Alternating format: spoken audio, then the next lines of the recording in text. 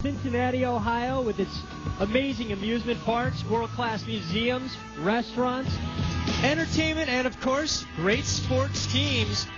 And for the fourth year in a row, plays host to the biggest names in action sports right here on the shores of the Ohio River, where numerous history-making moments have taken place on the vert ramp. Mark Shea is here with Jimmy Coleman, and even a little bit of rain can't keep the top skateboarders from flying high. Cincinnati's cool.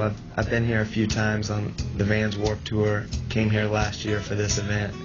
And the one thing I remember is last year we had rain also on the Sunday for skateboarding, and the crowd, like hundreds of people, just stayed there the whole day during the rain, just waiting for something to happen. And luckily we were able to skate, and it was a cool contest. And so I like the crowd in Cincinnati, and they're diehard. So when it's raining outside, what do? Move the contest indoors with Rick Thorne. Okay, so there you go. You know, it's too wet to skate outside. We're going to go inside. We're at Ollie Skatepark right now. It's the sickest park in the area. It's humongous. I checked it out a few seconds ago. I want you to come in with me. If you're ever in this area, check out Ollie's. It's off the hook. Check out how big this place is. Come on, give me a break. This is a dream come true.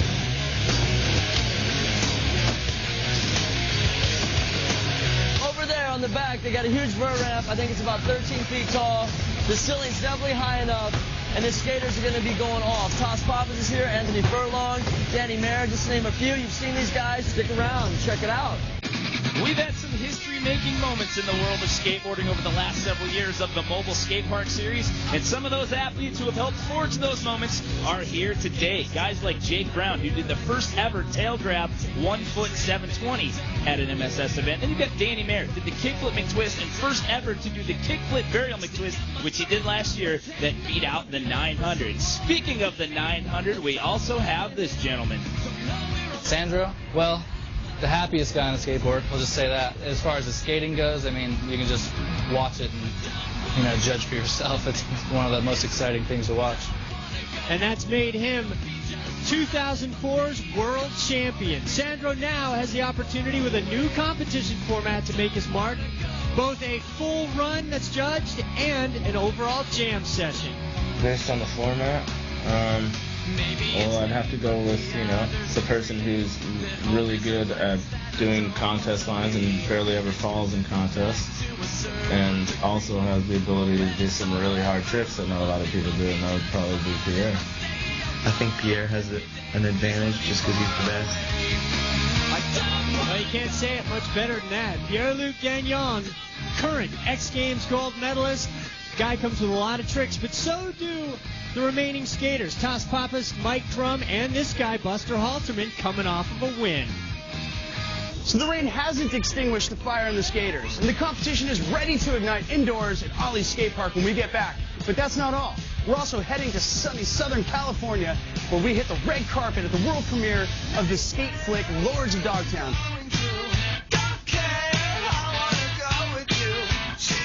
More after this.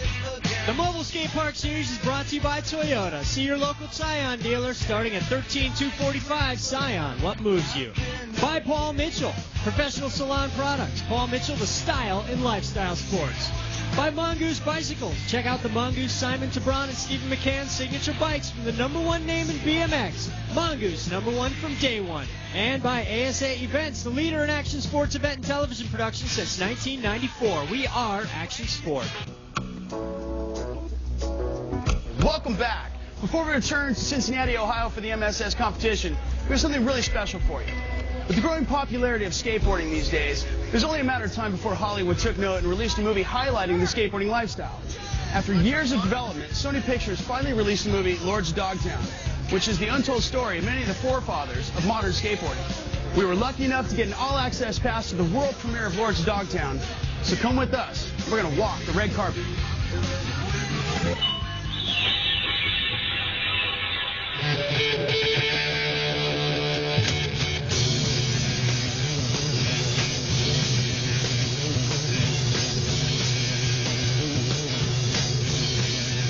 We're going to go head on in, check out the movie, let you know what it is. See you.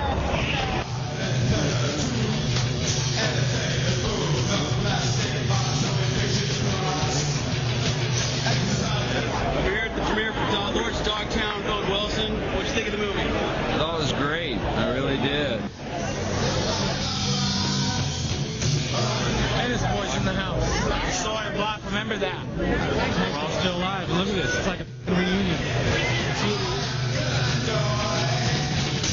Ever see a ball? Let's think of the film.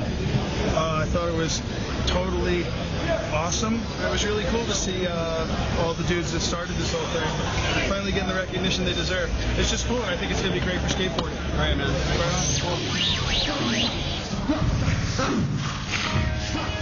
Thanks, Keith. Because of that movie, people actually able to get a glimpse into the history of skateboarding, and the old pool skaters that were featured in that movie actually helped pave the way for what is now modern-day vert skateboarding. Hey, we're back inside Ollie Skatepark. It may be raining outside, but the comp's going on inside. Format change this year. It's best run as well as a jam. Danny Mayer, first run score. That one's not going to do it with a 67. Mike Crum, who does lots of Ollie tricks in his runs, tries to finesse it around the ramp. Now, this ramp has a little bit of an extra over-vert section. We'll see how the guys can use it. Pierre-Luc having a tough outing. That's not your normal Pierre-Luc Gagnon kind of score with a 73.25 and going down on something he normally makes, a regular 540. With less warm-up time, some of the guys having some trouble. Toss Papa's also not happy with his first run score. We'll see if Anthony Furlong can do better. I had the vision when I was a teenager that I would turn pro. I didn't know that I'd be traveling around the world. I really didn't think that there was enough money in it to do that. It's taken me a lot of places I really didn't think were possible, and it keeps getting better every year. Well, Anthony's the kind of guy that could definitely benefit from this format change because he's known for his consistency and being able to put together a full 45-second run. 83.25, definitely one of the best run scores right now. Neil Hendricks is another guy who's going to benefit from this format change. Neil pretty much has a formula. He's got a couple of different runs, and he sticks to them just about every single contest that he goes to, and that's definitely going to help him out here in the Mobile Skatepark Series. Part of that formula for Neil, though, also includes getting off a plane and coming straight to a vert ramp. The most traveled professional vert skater this year. Now, Jake Brown's done pretty well over the last several years in the Mobile Skatepark Series. He's known for having some pretty wild and unique things that he likes to fire off in the best trick competition, but a little bit different this time around with having to put a run in as well. And Jake get creative once again, trying to go for a frontside 360 ollie off the deck. And Mike Crum can't believe that one. Jake still getting an 81 flat for his first run, though. Looks like they're just having a little bit of fun out here. Buster Altman, though, looks like he's all business. He was all business in Moscow, where he won the first stop of the LG Action Sports World Tour to kick the season off. Well, Buster, another one of those consistent guys that's able to put together a contest run, and Buster has a super smooth style, so this format change definitely opens the door for a skater like Buster to do well this series. And check him out going for the front side invert. I don't know if you noticed that extension is over vert right there. So extra difficulty points from that one. He went from low to high. And Buster doing exactly what he did in Moscow on stop number 1 on the LG World Tour, putting together a full 45 seconds. He gets an 89.75. And that makes him our leader as of right now. But Sandro Diaz, 30 years old, hoping to make his mark.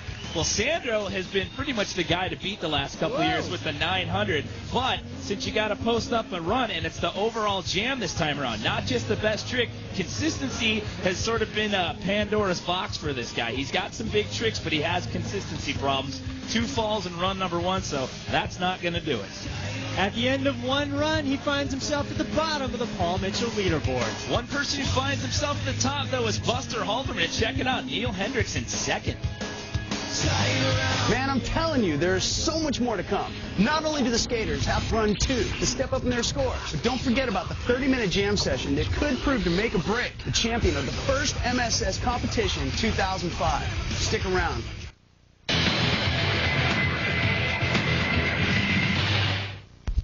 Welcome back to Ollie Skatepark, where Audio Footwear presents Future Focus, helping to support the new generation of vert riders.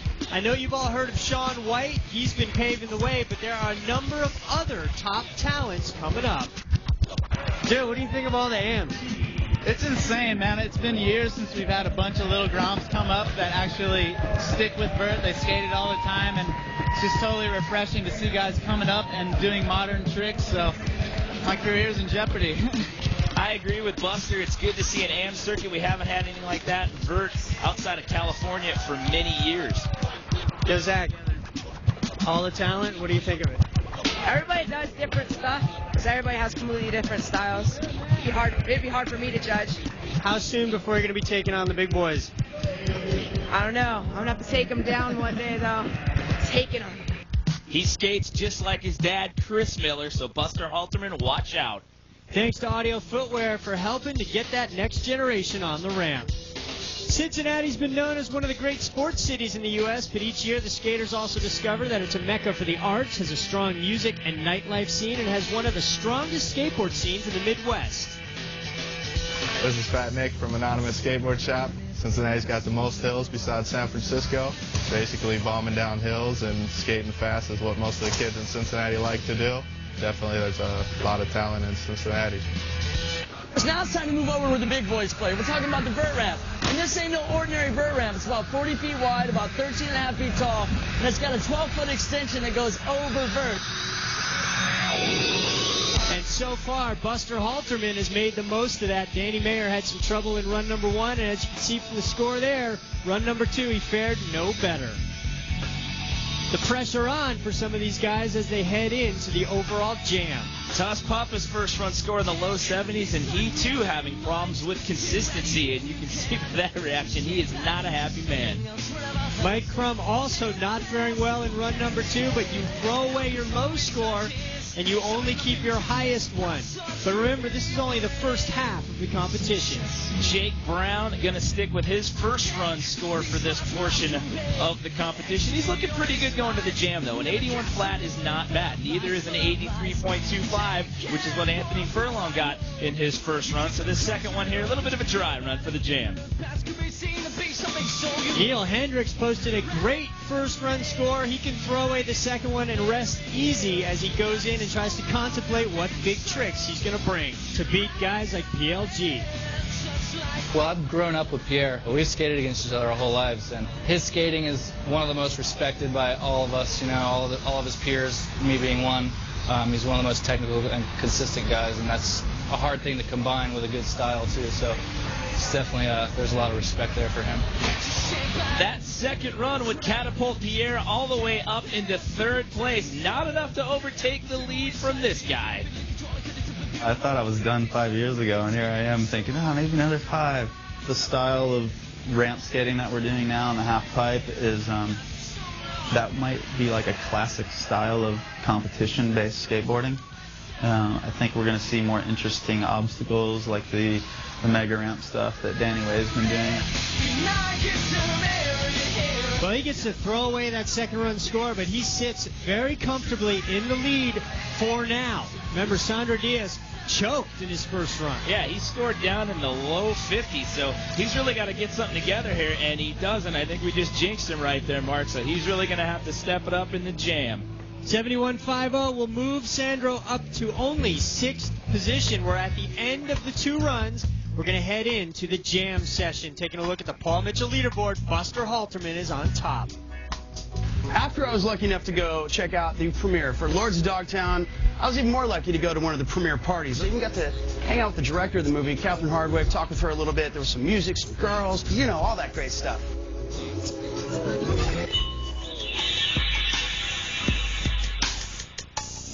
What's up? You are representing today. Represent Dogtown. We're here with Nikki Reed. We're talking about the Lords Dogtown premiere. Was this your second time working with Catherine Hardwick? Yeah. I think Catherine is very fascinated with the youth culture, and I think she's very good at getting the true, organic, original story, and she's very good at getting into people's lives and seeing different perspectives. So I think she was the perfect person for the job. All right, we'll see you inside. Now, can you feel my pain?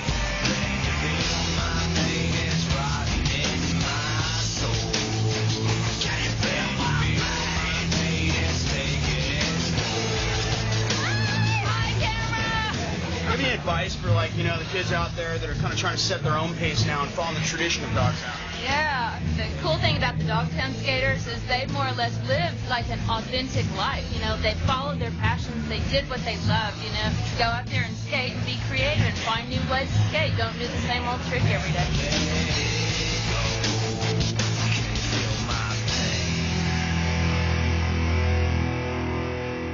The 2005 season of the MSS is the first time that a 2 runs plus jam session format has been used.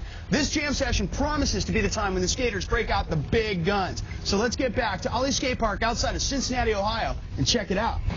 Thanks, Keith. It is game time. Jam session format. 30 minutes. Each guy has to throw down. You're going to see a lot of people dropping it on top of each other, trying to put down their biggest tricks. I think the jam format definitely takes off a lot of pressure. I think the judges shouldn't count for falls so much in the jam session, and I don't think they will. I think they'll be looking more for progressive tricks. Everyone, when we heard about the format, was talking about Crumb, because Crumb's such a snake and he takes so many runs that we're definitely going to have to somehow elbow him out. Oh, I didn't even know I snaked until today. Just people say I snake a lot, I guess. Crumb's fun, because if Crumb's across from you on the ramp in a jam session, you know that you're going to have to get your board out quick and snake him. He's easy to bully, though. Everyone's scared of him. Not scared of him, but he snakes so much, everyone just is like, oh, whatever. I don't know. I guess I'm a snake, you know?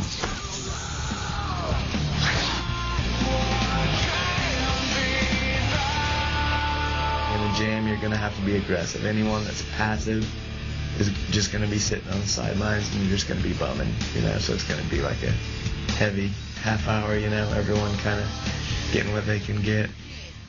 Well, we've got more skateboard jam action coming up. We'll see if the rattle drum will strike.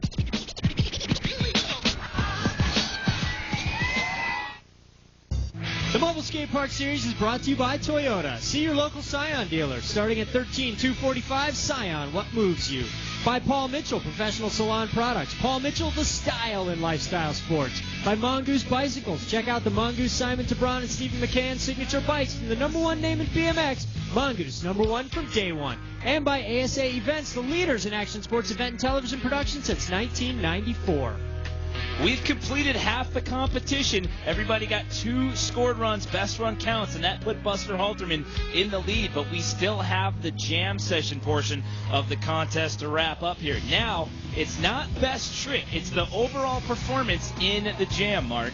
That's right, but what that means is these guys will have to be aggressive. They'll have to get in as many times as possible and try to flow with some technicality. I think when 2 people drop into the ramp, the first thing you're thinking is, oh, he's not coming over here, is he? You're kind of looking to the other side of the ramp and see, A, who it is, B, are they coming this way, and C, do you want to take them out?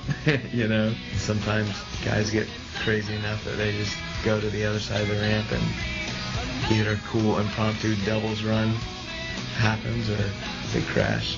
Hopefully none of that today.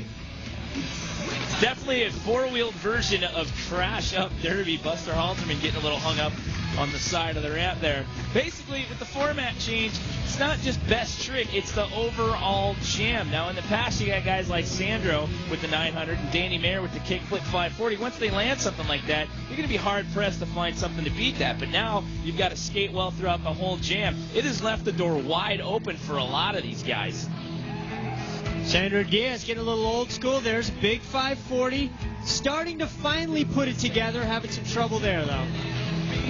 Toss Pappas just had a tough day overall. Had a tough go in the judge run portion. One guy who's not having a tough day is Buster Halterman. He has just been flirting with disaster literally on that extension. Check this out. This is a front side disaster going from low to high on the oververt extension. That was huge for Buster. Anthony Furlong was in the thick of things after his first run. And now he is trying to put it together as well. Mike Crum also starting to finally get his rhythm here in the jam. Well, Mike did pretty well in the actual run portion of the competition, so he's looking pretty good here. But Buster Halterman has been absolutely on fire. He's just been firing off all kinds of crazy stuff on that extension, as well as a barrage of 540 tricks. This is a regular McTwist, the 540 grabbing mute, which is where you grab around the front knee right there. And the judges have their work cut out for them this afternoon. Neil Hendricks still hitting the ramp as time is running down. The workhorse. And now Sandro Diaz trying one more time to make a lasting impression. Remember, he struggled through the run portion of it, but now definitely coming on stronger. Let's see if he's going to go for the 900. And wow, that was a weird spin. He looked like he was just going to do a 540. Spun so slow and then just kind of kicked it into overdrive. Well, these hardcore skateboarder kids are all here, and they are stoked to see Sandro getting close on the 9. A long day for him. He ends out in 4th in the Paul Mitchell leaderboard. Neil Hendricks takes 2nd place, and Buster Halterman once again takes a win. Mr. Halterman, this is getting a little repetitive. We just did this 3 weeks ago on the other side of the world. We had a little bit of an adverse situation with, look at your bag of Paul Mitchell mousse. Shouldn't you be overstyling your do? Okay, you know what? This is for the winner. 3rd place was the 2nd loser. Beat it. Buster, the extension was a little bit of adverse thing here, and you absolutely went off with it. I like to do different stuff on new obstacles. We've never skated anything like this before, so it was really exciting for me just to try some stuff on it. He gets win number 1 in Moscow, and he gets win number 1 here in the U.S. We'll see you at the next stop in Sacramento. Very special thank you to the Greater Cincinnati Sports Corporation, WEBN, KISS FM, WLWT Channel 5, the Greater Cincinnati Convention and Visitors Bureau, the Cincinnati Recreation Commission, the Downtowner, and Ollie Skatepark. If you like the music you heard in today's program, be sure to go to MSSevent.com and get the complete scoop. For Keith Allen and Jimmy Coleman, I'm Mark Shays. Be sure to continue tuning in. It's the MSS. Thanks for watching.